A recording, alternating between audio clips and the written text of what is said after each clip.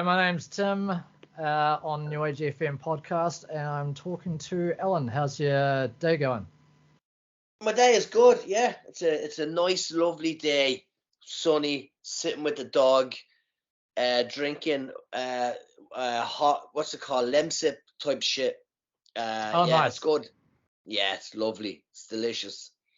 It'd be good for your vocals when you're needing to But that's it. do it. Yeah. I pop a bit of a vocals on if I have to, but I never get sick, and then I got this uh, cold yesterday, so I drank a shitload of hot whiskey with a load of ginger and garlic and shit. So I don't know what I did to my insides yesterday, but I can breathe more easily now. But it's nostalgia as well, having a lemsip, not a hot whiskey. Didn't have that as kids. Oh yeah. Yeah. Well, never got that as a kid either. But yeah, no, that's really good. So where are you currently? What city are you Auckland. situated? I'm at home.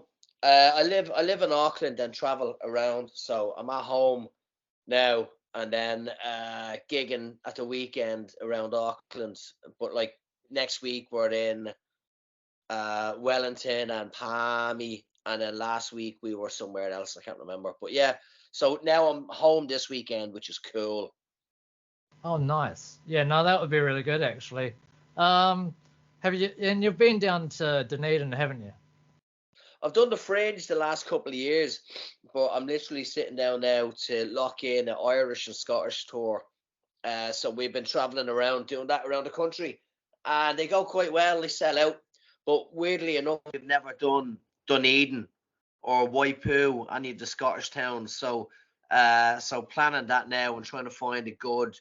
Oh, I just remembered a good venue, the Dunedin Musicians Club. I gigged there. That was pretty decent. Oh, nice. So yeah. Yeah, no, that would have been great.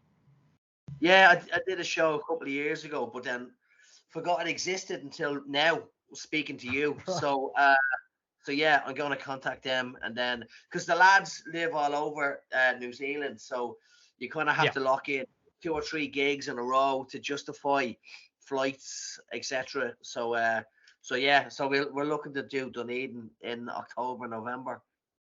Oh, nice. Well, that's really good. And where you originally born? Where were you? Dublin Hospital, just beside the brewery. People love nice. That. I did a gig for Guinness a few years ago on the radio, where I had to drink 9 cans of Guinness on 9 stations before 9 o'clock. I don't understand the concept of it, but it was a messy day. But like, they asked where were you born, and I said 100 yards from the Guinness Brewery, and they thought it was a very sort of poetic, beautiful fairy tale, Oompa Loompa born beside the Guinness Brewery, but it's just a massive hospital just next door to the brewery. That's all it is. But yeah, you know, people that are into Irish history and stuff are fascinated by that. Go, oh, you're born near the brewery. Oh, you must have drank Guinness from the tit and all that sort of stuff. I know. I'd probably be more for the husbands after have a celebration for the kid, go down and have a pint. But that's it. You have to scull a pint. That's what I did when my kid was born here, because there's a movie I love watching called The Snapper, and when a baby was born, the guy ran across to the pub and drank a pint of Guinness. So that was always my plan. So when Holly was born, I was driven to Doolin's in Newmarket, and I drank a pint of Guinness in one go. But the Guinness here is cold. It's like ice cold. I got brain freeze drinking the Guinness. It wasn't the same lovely experience I thought it was going to be, whereas Guinness back home isn't as cold.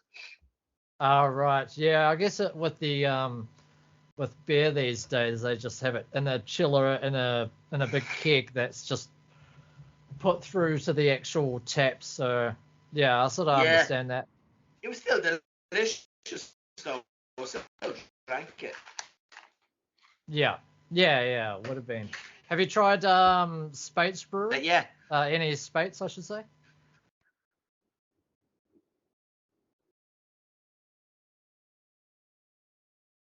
totally did the Innocent store. We just ran in to use the toilet and ran around. And I did the Spates years ago when I was there. And yeah, I like Spates. I like cider. I drink cider now, so I do look for a bit of Spates or the ultra low carb. Oh, yeah. Yeah, no, that's really good. Because this get low carb Spates is the go-to for low carb. Yeah, that's my go-to.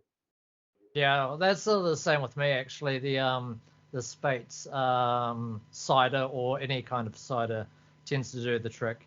So yeah, so Except that's really good Monteith's. actually. Oh yeah, Except Monteith's. Yeah. yeah. Monteith, yeah, Monteith's is a bit weird. I mean, what's the other one? I think Applebee's or no, is it Applebee's? Oh, I think I know. There's another one, but Monteith's looks like lemonade. And if I'm drinking it on stage on two different occasions, Yeah.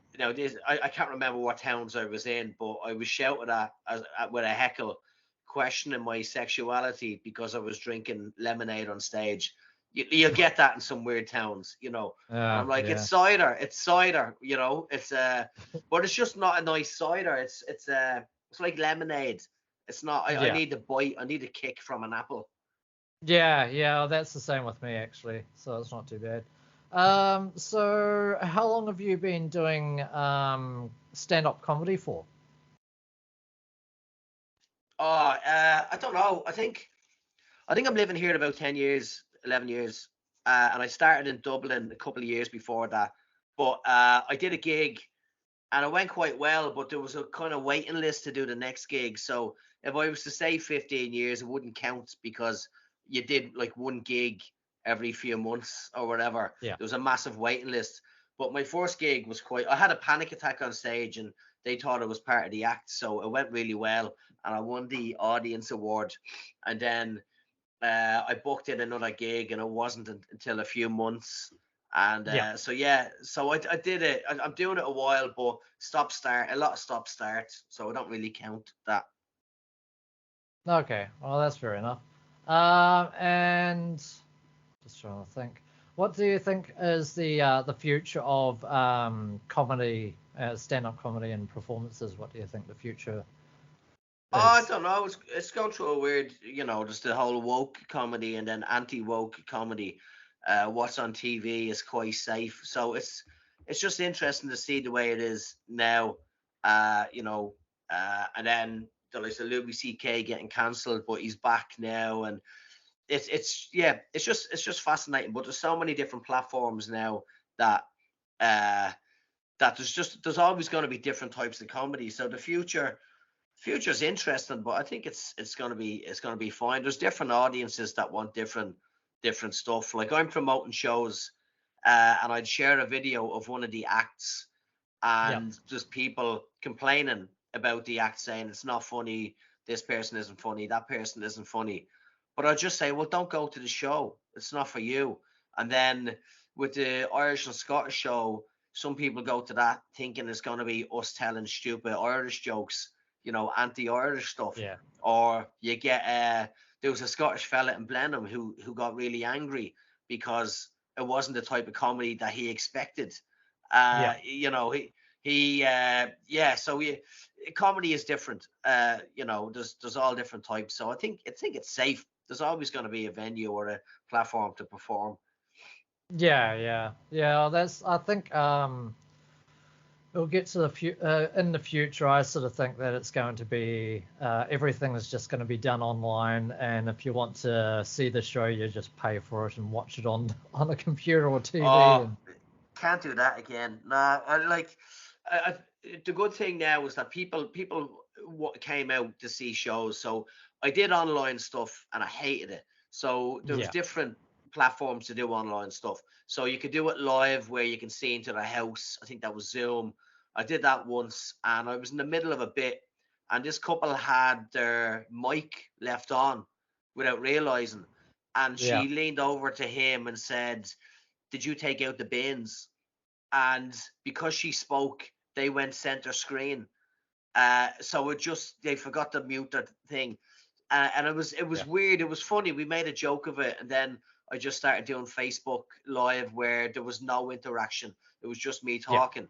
So then when we came out of the lockdowns, like gigs are selling out everywhere. People want to be out. So some people can sit at home, whatever, but there's so many people that are coming out selling gigs, which is great to see because we didn't think that was going to happen again. We thought that was doomed. Yeah. I mean, even if you like, I also think that well, not for pretty much doing like doing the stand-up comedy at home, but being able to perform it live, but still have like a streaming account that Yeah, I can get stream you. it, so then other people can see the show and still pay to watch. That would be a really good idea. Yeah, that's something that should happen, that could happen. We've had our shows where someone pulls out their phone and just starts Facebook Live and the event. And you're like, what are you Yeah, doing? And they're like, oh, my friend needs to see this. I was like, well, charge them money. So there is a yeah, that's a good idea. Like I've thought of doing it. I do comedy quizzes, pub quizzes, and we were looking into ways of making that interactive, but yeah. it would have to be worth your while money wise, and the Mm. setup and getting people involved.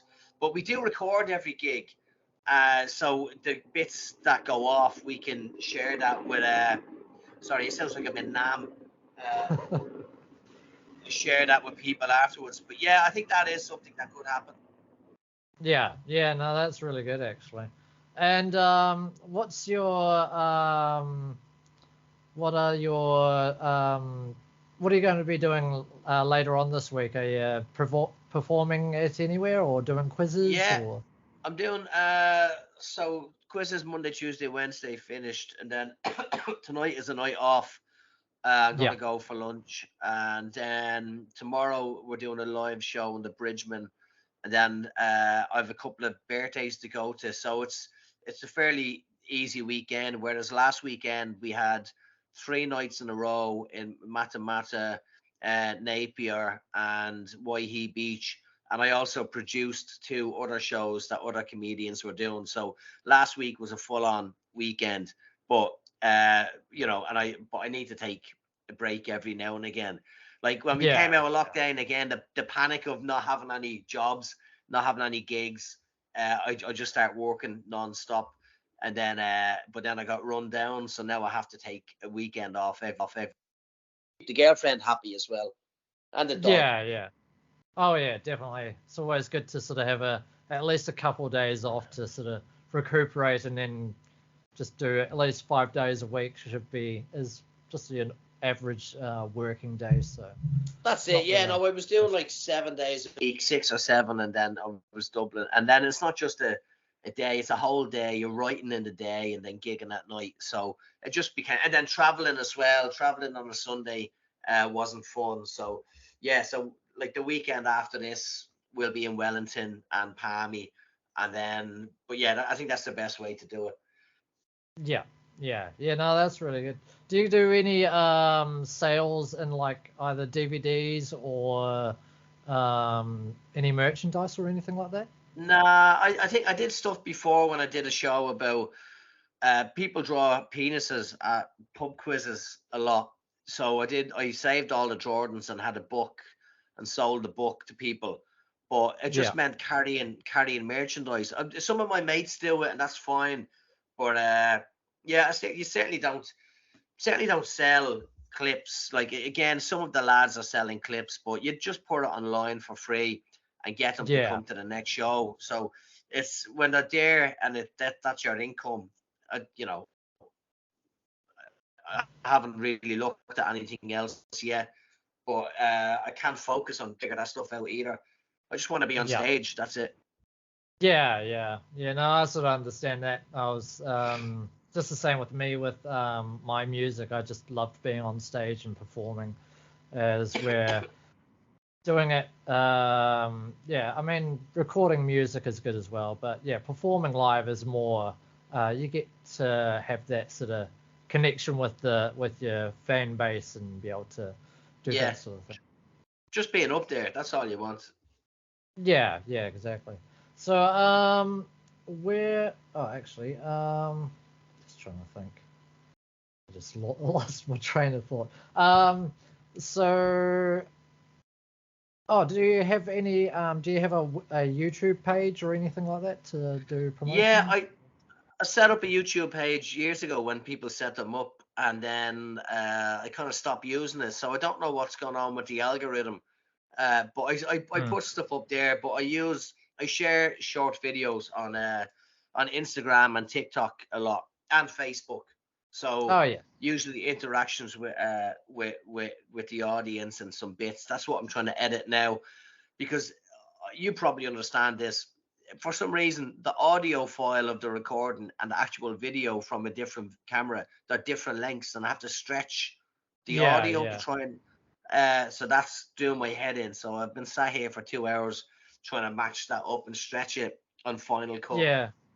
Yeah, so I understand that, because sometimes the audio doesn't synchronize with the video, and that sort of puts it out of whack, and then it does create a whole lot of headaches. I've sort of so I tend to know that pretty well.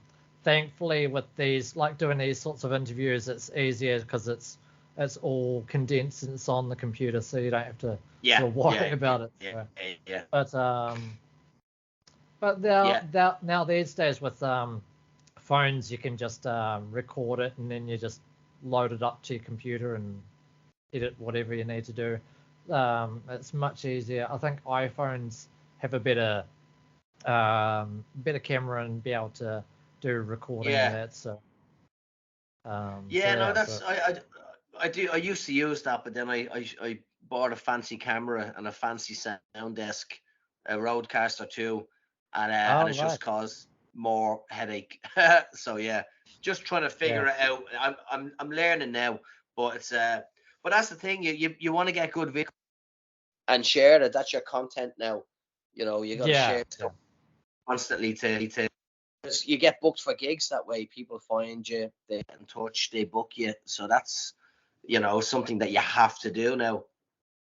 Yeah, I mean, do you use programs like Adobe Audition or Adobe Premiere to sort of do your editing sound in that? Well, I do have Audition. That's what we used in college, so I know the basics of it. And then I was using that to try and match the clip.